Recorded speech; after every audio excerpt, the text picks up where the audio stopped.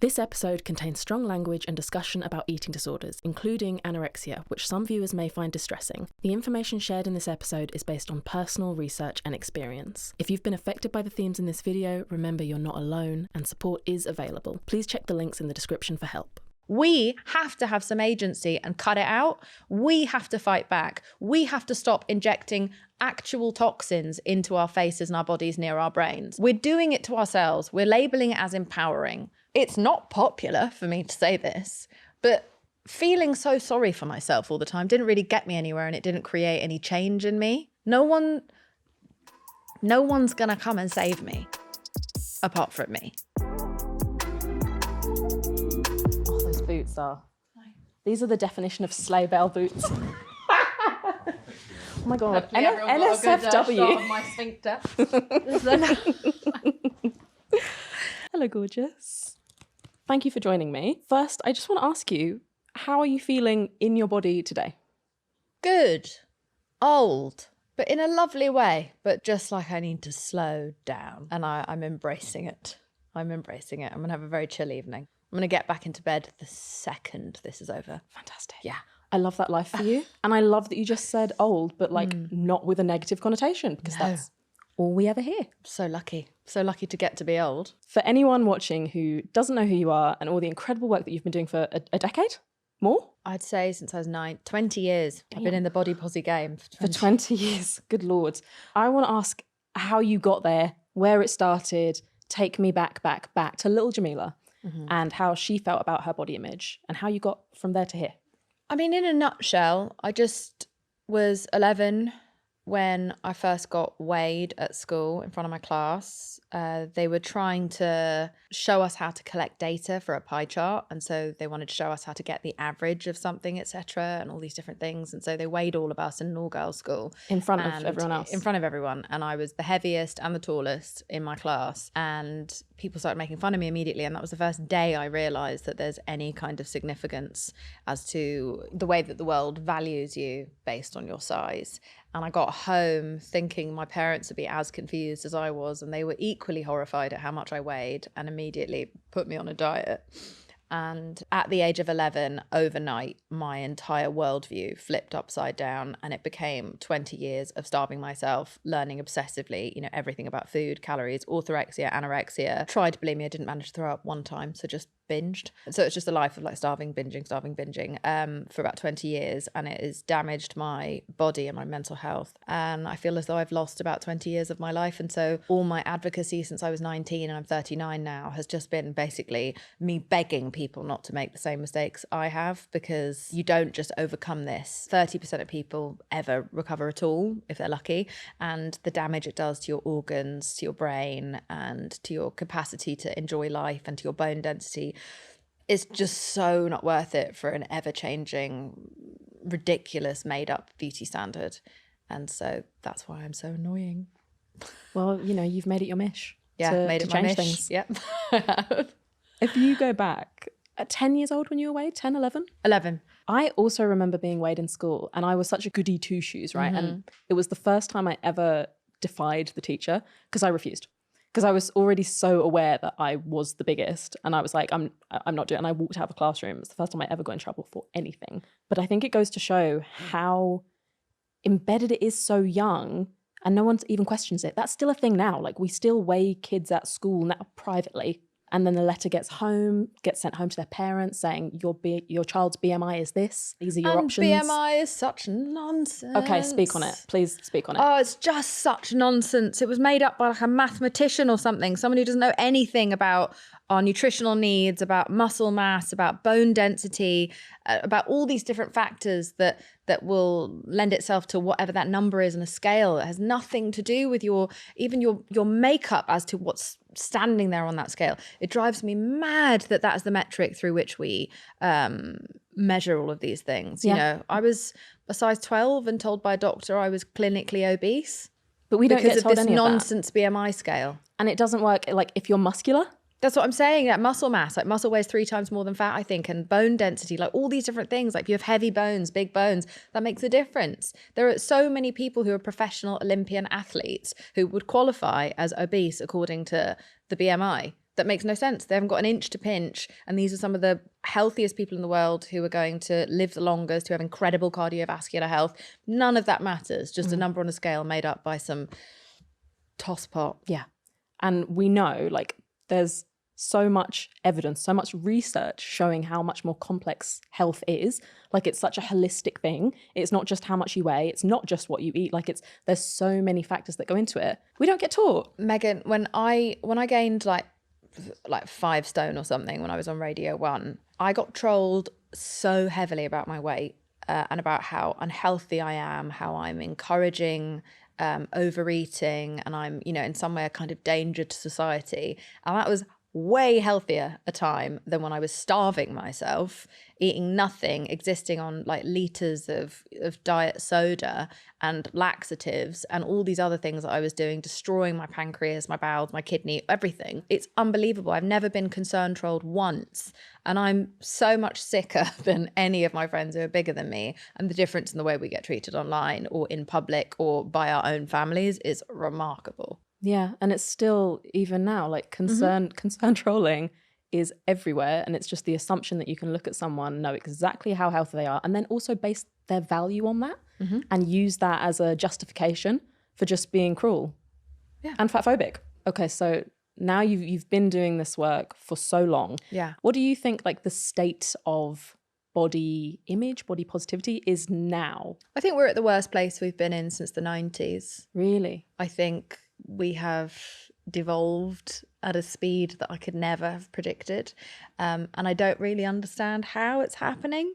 I do and I don't. You know, in the 90s we had heroin chic, but we also had zero information about the dangers of eating disorders, why they're so prevalent, where they actually stem from, the long-term dangers, you know, so you could kind of understand how we fell into that. But we couldn't have more information. We couldn't have more access to information about bone density and the importance of preservation and how only 5% of diets ever work, and speed weight loss or speed weight change is so unsustainable and so dangerous, and you just balloon afterwards anyway, and all these different things. We've understood patriarchy, we've understood beauty ideals. We should have been liberated by now, given the amount, like the wealth of knowledge and the size of the body positivity movement, and how well so many advocates did in getting that information across. And yet somehow, just like that, it feels like we have rolled right back. And yet this time it kind of feels a bit like Stockholm syndrome, to be perfectly honest. Like this is like, we understand the captor,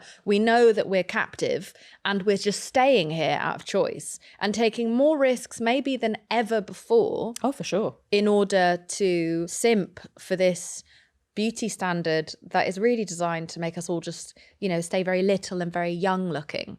The beauty standard at the moment is so infantilizing. It wants women to look like little girls. It wants us to emulate the very specific body. And I don't mean that in any disparaging way to anyone who's very, very petite. But if you're not naturally petite, surely it feels mad to expect everyone to have this one uniform, tiny body that resembles that of a prepubescent girl. We put all this emphasis on the youth of women that we simply do not put on men, and we see men's aging as dignified and cool and sexy, and we see them as wise leaders, and we position them pensively in photographs. And with women, we just want them to be like this kind of Lolita little girl, this lost Small. Lolita little girl forever. And I'm sort of running out of ways to say it, because I've been saying this for so long. You've been saying it. And I warned everyone about the prevalence of the eating disorders, you know, and I was warning people about the abuse of weight loss injections. I was warning people about everything. And I sort of don't even know what to say anymore. I don't know what would work anymore. They have all this information. We're seeing that people are dying, and yet we're still so willing to take the risk. Like, I genuinely can't understand anymore what's motivating us. I know what motivated me. And that was partially a fear that, you know, you feel afraid that if you don't conform, you'll be left behind. But I'm almost 40 now, so I've been through these cycles again and again and again, and I realize you can't get left behind in a loop. We're in a loop. The beauty standard's going to come back around and find you.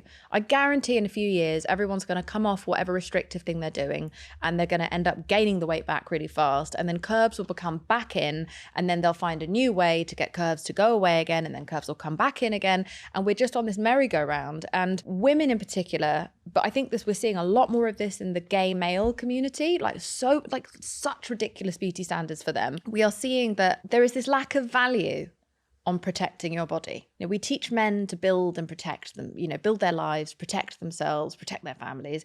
And we tell women, just do whatever you have to do right now to fit the beauty standard. It doesn't matter how dangerous it is, doesn't matter about the long-term implications, doesn't matter about your mental health. By the time the damage really starts to show, you'll be old and we won't need you anyway. So you can just go and deal with that in the corner while you're washing everyone's skid marks out of their pants, and don't bother us with it. But while you're young, your best, healthiest years, the years where you can I had a 1-month house party when I was 23. That's what my body was capable of. And I starved that legendary body that was taking me to a 1-month house party. I mean, I can't believe it. I wasted all my best, healthiest, youngest, most energetic years. And it's sad. Like it's almost like a kind of grief. It's like totally all that time that you can't get back. Because I was the same, especially, every single summer, it was like must fit the beauty ideal for summer. Yeah. So the months leading up, I was just literally, I locked myself in the house. I just did workout DVDs every single day, starved myself, didn't go out in case there was food there that was off the plan or interrupted the workout schedule. And you cannot get that time back. And life is happening then. We have this idea of like, life is going to happen once I look like that. Mm-hmm. It's fucking happening. But also when you're not eating, you don't want to shag anyone anyway. Mm-hmm. You're just too tired. So what's the point, There's a very specific beauty standard that people are trying to achieve at the moment, and it's to look frail, to look fragile, to look dainty. It's very reduce. We're not encouraging women to get kind of stronger or bigger or even more athletic. We want you to be want that sinewy, the wind could blow me away aesthetic for everyone, regardless of their age, regardless of their ethnic background, regardless of whether it even suits them or not. Mm-hmm. And friends of mine who've managed to get to that aesthetic, thinking that they can't date until they get thin, can't be bothered to date now. They're too tired. They don't want to go out in case they eat something at dinner that's going to make their stomach hurt or they'll gain any weight, and they're too tired to shag. So estrogen goes through the floor basically. And also, just so many of the women who are pushing this beauty ideal, who are doing all these different things to their bodies and to their faces to maintain and I'm talking about celebrities who perpetuate this beauty ideal. A lot of them are single. So this idea that there's this fallacy that you're doing this for love or for acceptance or for men, it's like a lot of them are alone, and I'm sure that's out of choice because they're knackered. That's so interesting. Do you know what I mean? Because it's an obsession. It's a full-time job, and it's an obsession maintaining that aesthetic. Yeah. It's a job. To be fair, that's what it felt like for me, and that's when the beauty standard wasn't even as restrictive as it is now. Yeah. It's a whole new level now. Yeah, at least you were allowed to be thin and look old back then. Do you know what I mean? Well, we didn't have as much technology, but now you have to be thin, but with a young face that's plump in the right parts. But you can't have cheeks. Mm-hmm. Everyone has to be ethnically ambiguous. Right. Everyone's got the fox eye or the deer eye or the animal eyes. Yeah, I was made fun of having big lips when I was younger, and a photographer for Vogue told me that my lips looked like 2 slugs shagging. Oh. And now those lips are the beauty standard, and everyone wants to pump their lips up. It's just very expensive and it's very risky. And a friend of mine almost died on the table having a mummy makeover in Turkey, almost bled to death, and would have lost the rest of her life with her children. The risks, the Brazilian bum lift injections that killed so many people, and now they're having to get those removed anyway because it's not the beauty standard, and then it will come back in and everyone will get them again. I'm just wondering what it's going to take at this point. How many more people have to die or get sick or become mentally ill for us to realise that who are we doing this for? What are we doing this for? It's kind of like pendulum-y, isn't it? We swing in one direction, and then as soon as enough people kind of look close to the ideal, it's like, oh, time to swing back and make them spend a bunch of money trying to look the opposite. It is my opinion, and it is the opinion of other people who have watched this pattern emerge, that if you look back through history, every time the world swings more towards conservatism and towards fascism, which we are seeing globally, we have more restrictive beauty standards for women. And partially, I think that's because women are becoming, you know, anytime women become a bit too liberated and a bit too autonomous, we give them this perfect way for them to distract themselves. We don't even have to really do it for them. We just plant the seed of you're ugly and you're unacceptable, and then they will do the rest for you. Women, we damage ourselves and we damage each other. So we also have to take some responsibility for the fact that, right, the seed might be planted by the patriarchy, but the call is also coming from inside the house. And you can track this all the way back through history. Like we have to become unbelievably thin, which is such a time-consuming thing, as we were talking about from when we were younger. And the beauty standards become increasingly ridiculous. And there's also, of course, potentially the racial and ethnic element of the fact that the more we move towards conservatism or white supremacy, you know, whiteness is one of the beauty standards of whiteness is thinness. And to be curvaceous is to represent Black people, brown people, people from different ethnicities who are more prone to carrying weight around their bottom or their thighs or their hips. Being curvaceous is seen as akin to ethnic, or it's seen as, you know, being akin to having a high carbohydrate diet because you are of a lower class. You know, you're of a different economic standing to others. And so being thin in certain cultures, especially white cultures, is seen as some form of elitism. And I think that that's, again, something that we know about now. Yeah.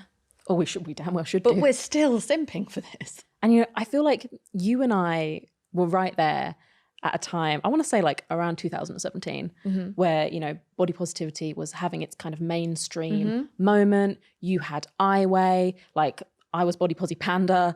And it really did feel like, yeah, we're getting there. Like change is genuinely being, I felt really, really hopeful. Like, I don't know if you felt that way. Really hopeful. Yeah. I feel really stupid now. I thought we'd done it.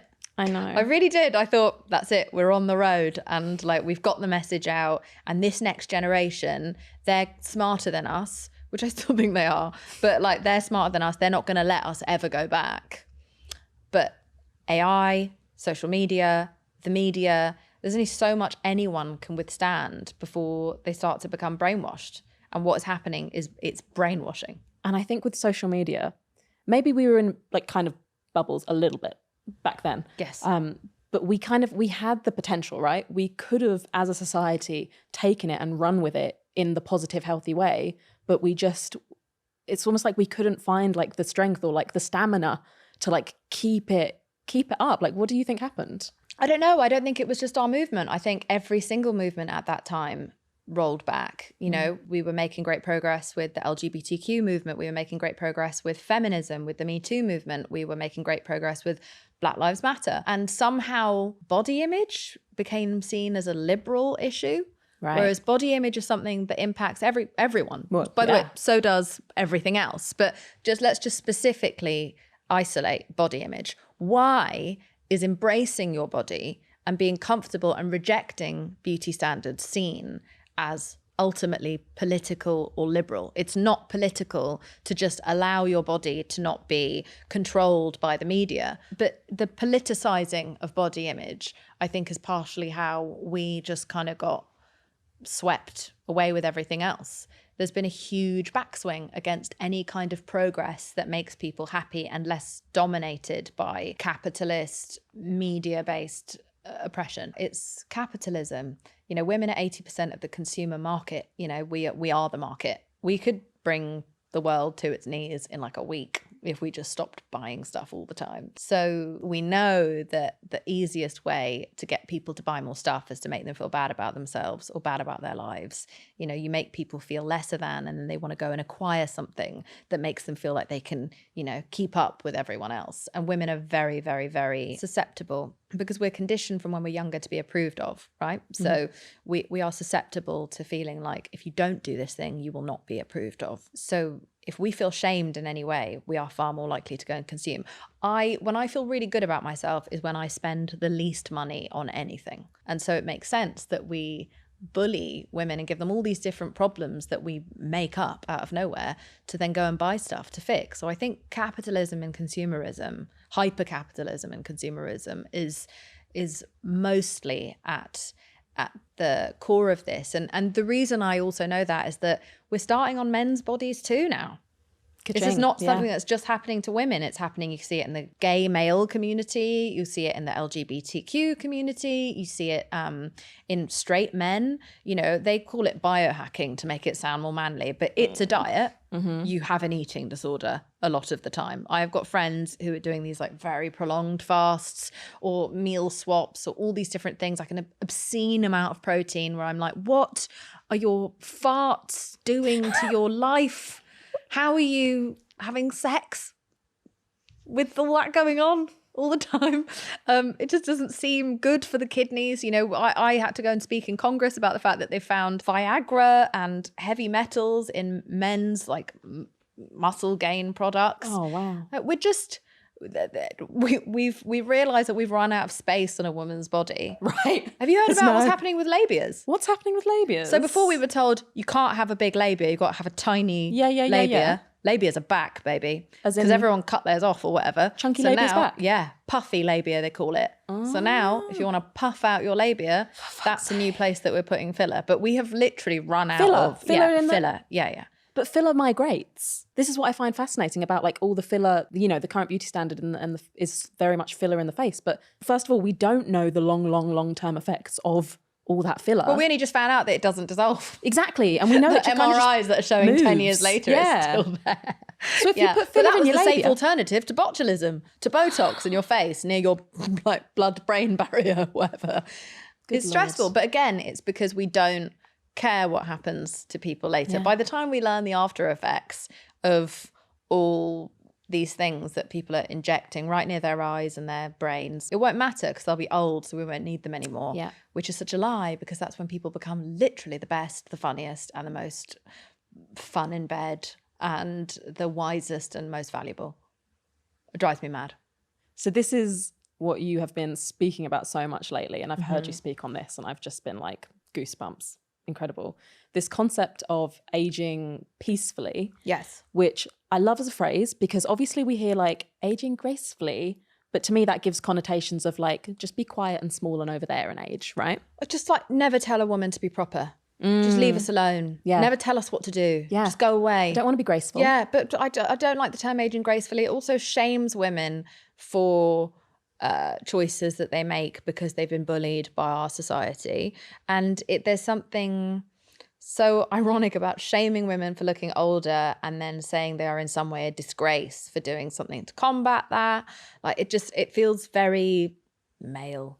Lose. I don't like it. Yes. I don't like the term aging gracefully. I find it very shaming and undermining and holier than thou. I prefer aging peacefully. I just want to be left the hell alone. That's it. Just leave me alone. Let me just age in peace. Let me crumple in peace. Let every part of me just shrivel as my heart and brain continue to expand and grow. Like, I really love getting older. I love that when I walk down the street now, I get less attention from boys and men. It makes me feel safe. I remember for so long being told that, oh God, one day you're going to be invisible. Invisibility is, I think, the number one superpower that most people want to have for a start. And I was always told that, like, when builders were catcalling me and it made me feel afraid, they'd be like, oh, you'll miss that one day. I don't. I can tell you now, it doesn't happen anymore. I don't miss it. Not one bit, not one little bit. Don't miss it.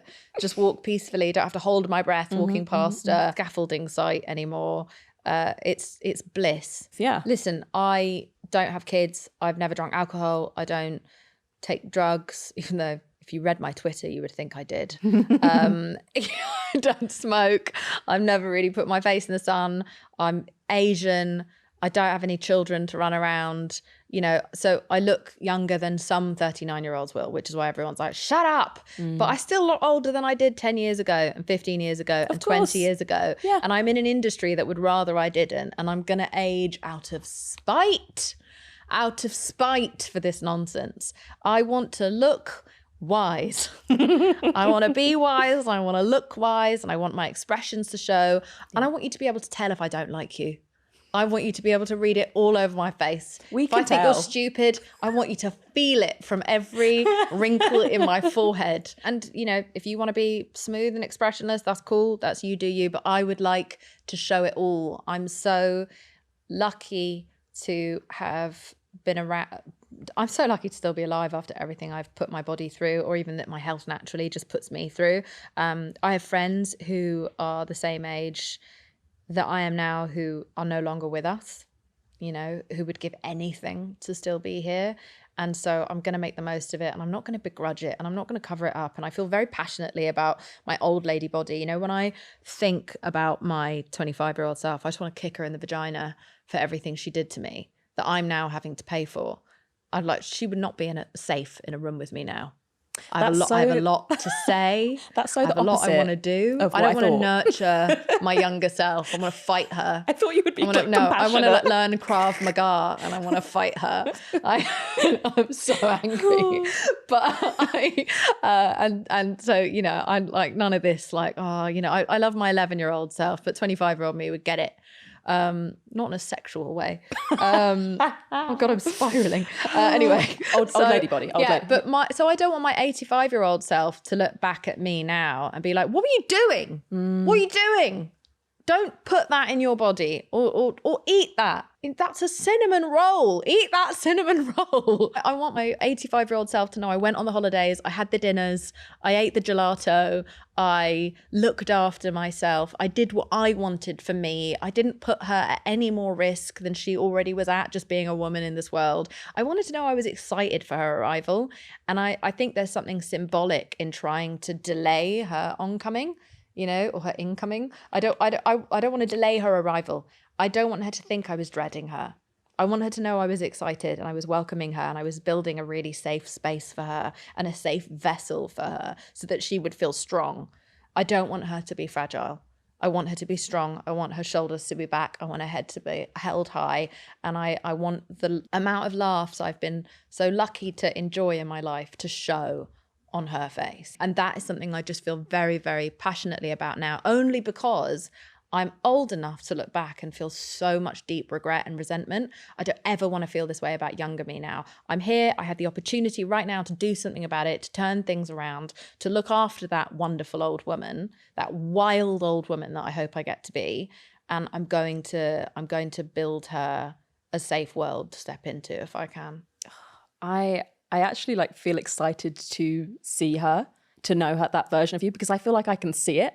Mm-hmm. Like you're the same, but just like even more unapologetic. I'm going to be even really, bigger. really weird. But you're still going to have a fringe. Yeah, of course. I imagine. Of course. But even now, like I find myself just noticing small like little changes in my face. And I'm like, oh, it's happening. Now I have to like, what am I gonna, and I feel like you have two options. Like you embrace it, mm-hmm. and then accept that you will be essentially like penalized in society. And it's real. It's real. It's very real. Totally real. Like the privilege of youth, yeah. Listen, I don't know how old are you? 32. So you're not really at aging yet. I think I'm at the beginning. You're at the precipice. You know, as of well, aging. it's because I had colourful hair for so long, I had no idea whether I was getting any greys. And since I've gone back to brown, I'm like, oh yeah, they're there. Yeah. I've got a few little, Yeah. And I don't hate it. No. I don't hate it at all. I'm like, oh, I'm glistening. Yeah. My greys are glistening. But I love how are you feeling about it? Of aging peacefully. Yeah, I love the concept. But I would be lying if I said that there wasn't that little fear, mm-hmm. that little internal fear that I've been conditioned to have for my entire life, that does pipe up sometimes, that makes me look in the mirror and be like, ooh, that's different. Ooh, that's changing. Ooh, should I? But I can't betray my values in that way. I can live with myself if I look different. I cannot live with myself if I betray my values and everything I've stood for the last decade of my life. Mm. So I will age and I will strive for peacefully and do my best and try not to cave. And I'll try to be kind to myself when the thoughts do come up, because they will come up. Maybe it is more just giving myself a shake and being like, you're in control here. It's for who? For whom? For whom? For whom are we doing this? Yeah. Why? For who?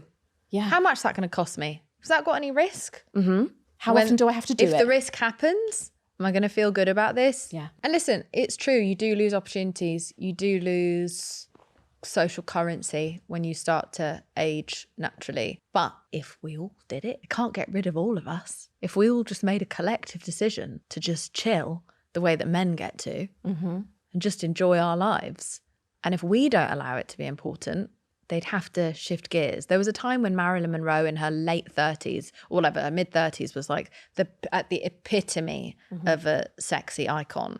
Same with Sophia Loren. It was in her 30s. There was a time where we didn't only fancy or tell people to only fancy barely pubescent teenagers. That was not always the beauty standard. I remember pretty much the day that got set as the mainstream beauty standard, which was the day that poor little baby Britney Spears got put on a front cover of a magazine in her underwear with a teddy bear on the phone. That's a dodgy image to set as a beauty standard for women. It's very weird. It's very creepy to put a little girl with her little girl teddy bear. I recently saw, I think, Kylie on the cover of a magazine. She's a mum of two, but with a teddy bear, with the little teenage clothing and like the baby girl dress. And there are editors, there are grown adults who are responsible for putting those images out there of these young women.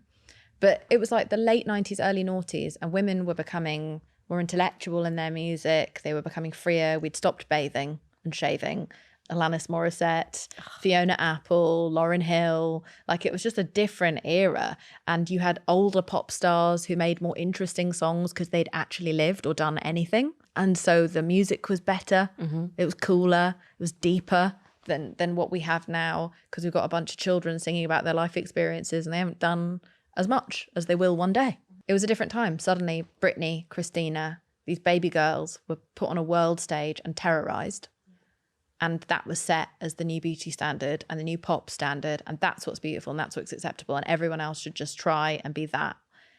And I was maybe 13, maybe 12, 13, 14 when I saw that happen. But I remember it so vividly that like, oh, adults are not a thing anymore if they're women. We literally can't grow up. We're not supposed to grow up. It's like we're in this like horrible little Peter Pan nightmare that we can choose to opt out of, but we have to do it together.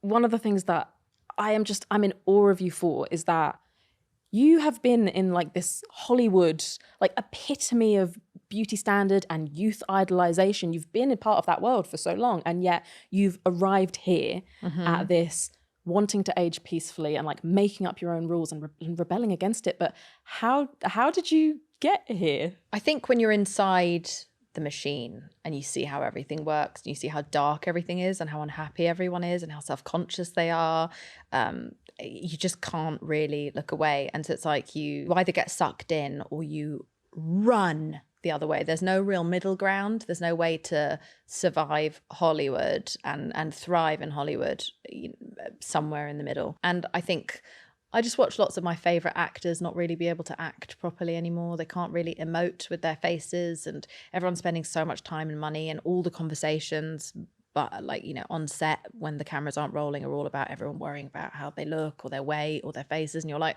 oh my God, you're such like gorgeous, talented, interesting artists, and this is all you talk about. They're consumed. Los Angeles is a city that is consumed with the exterior. And because of Instagram, that's become democratized and exists kind of all over the world. Any big city, you see the same aesthetic starting to really take hold. And what's weird is that growing up watching the telly, everyone looked so different. There were all these different versions of beautiful. And I think that still exists for men. There's all kinds of different men that we find hot. We like the dad bod, or we like the big muscles, or we like the skinny rocker. There's all these different, hence different types of men that we consider sexy. But when it comes to women, everyone kind of just looks a bit like a chat GPT of Angelina Jolie. That is if exactly Angelina it, Jolie hadn't been born, we literally wouldn't have this beauty standard. And that's not her fault.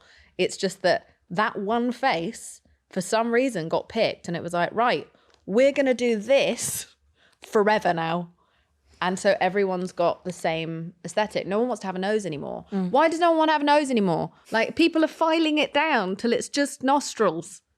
Why? We look like emojis. Also, why are we interviewing so many actresses who've had facelifts about embracing age? Leave us alone. Gosh. Leave us alone. Yes. Just don't bother me with this.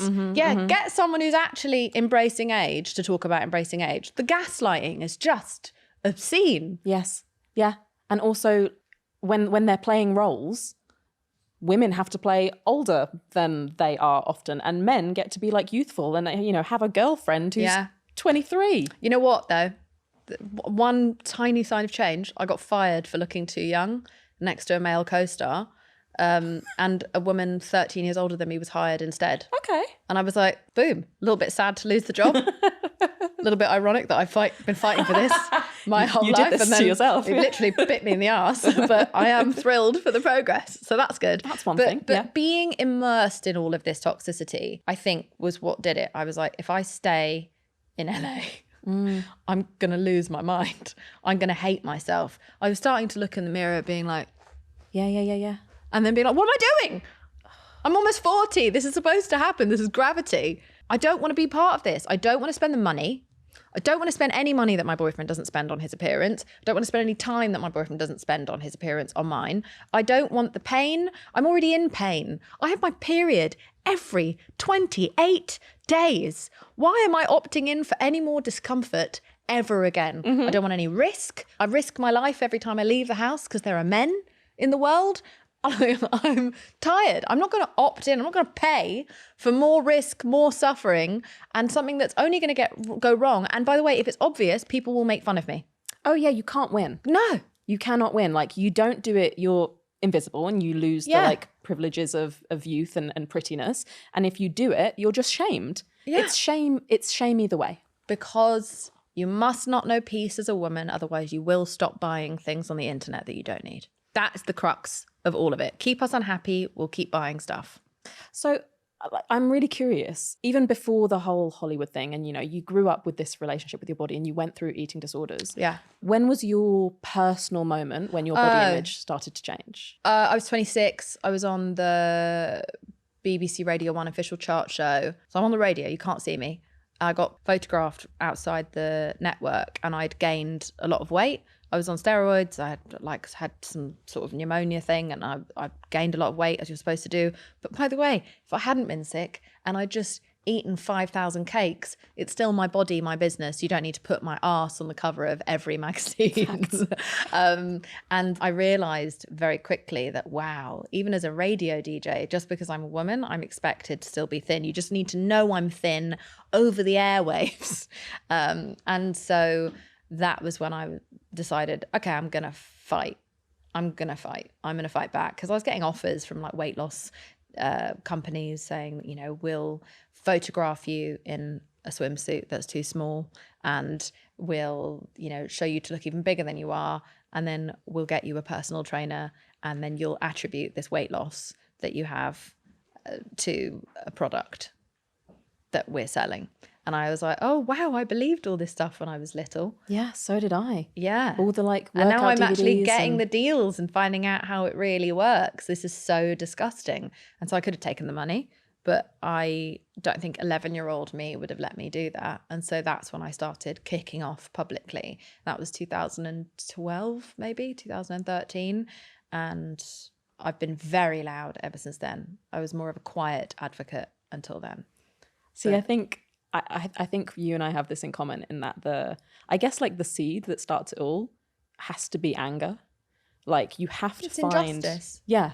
You have to find that like, I guess like righteous kind of like, you have to be willing to fight against and also realize who you should be fighting against. Yeah, but also like I was perpetuating that system until then. I was making my arm look as thin as possible on the red carpet. I was posing at 3/4. I was wearing things only that made me look thin. Mm-hmm. I was wearing the highest heels so my legs would look even longer and even thinner. So it took that happening for me to get a wake-up call as to the fact that, oh God, I'm participating in this. Ugh, I helped build this. So now I'm going to rip it down in front of everyone. And thank God you did, and thank God that happened.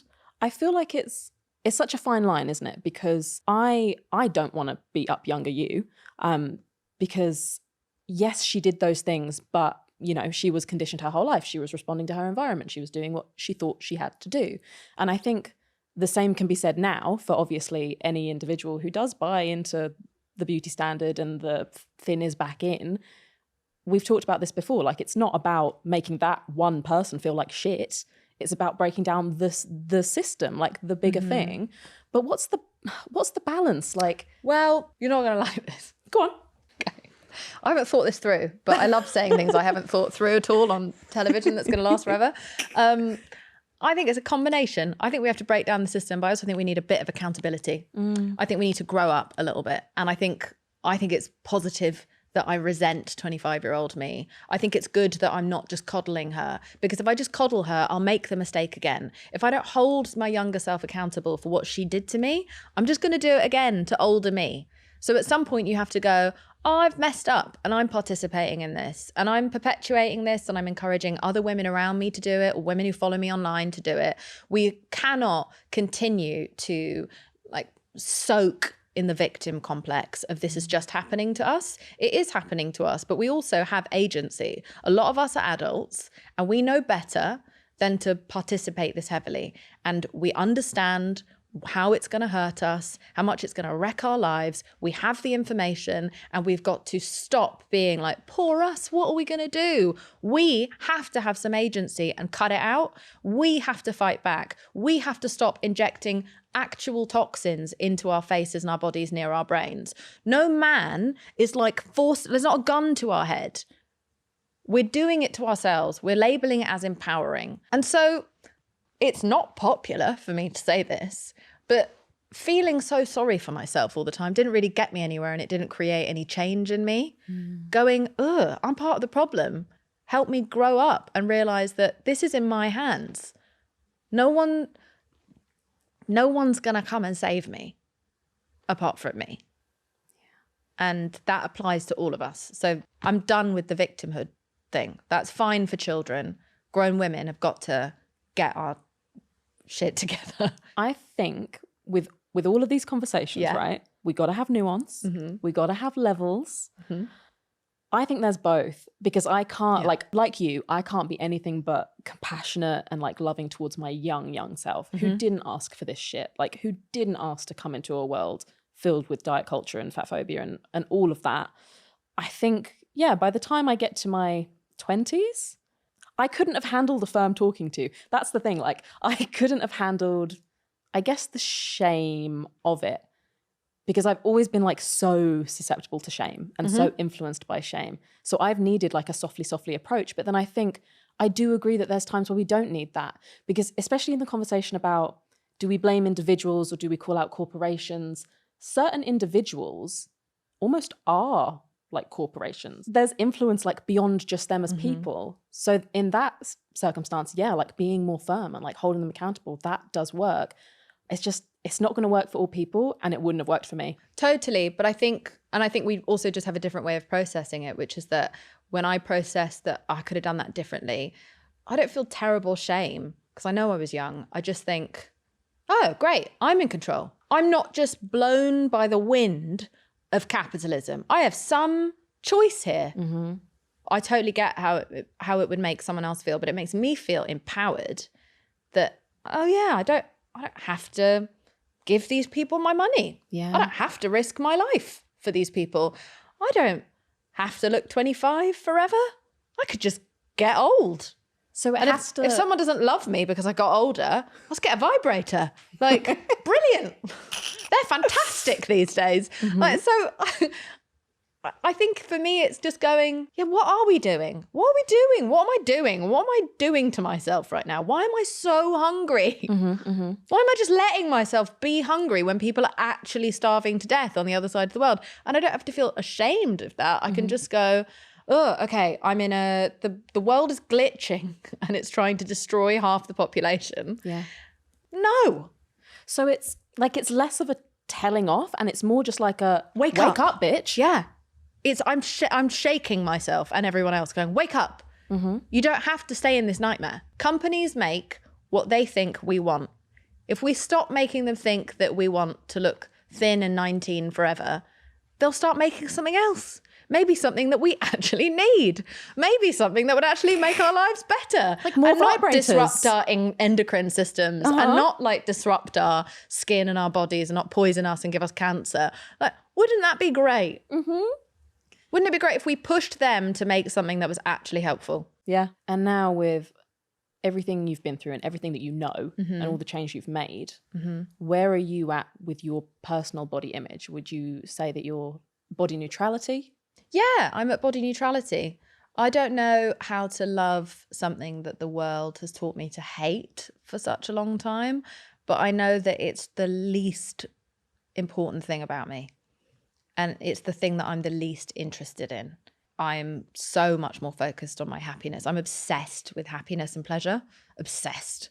And the world is getting darker by the day, and it is making me obsessed with seeking the light wherever I can. I'm just focused on making memories for my older self. That's all I care about. I'm on a hunt for pleasure and for joy and for peace and for laughter and for good sex and good pasta.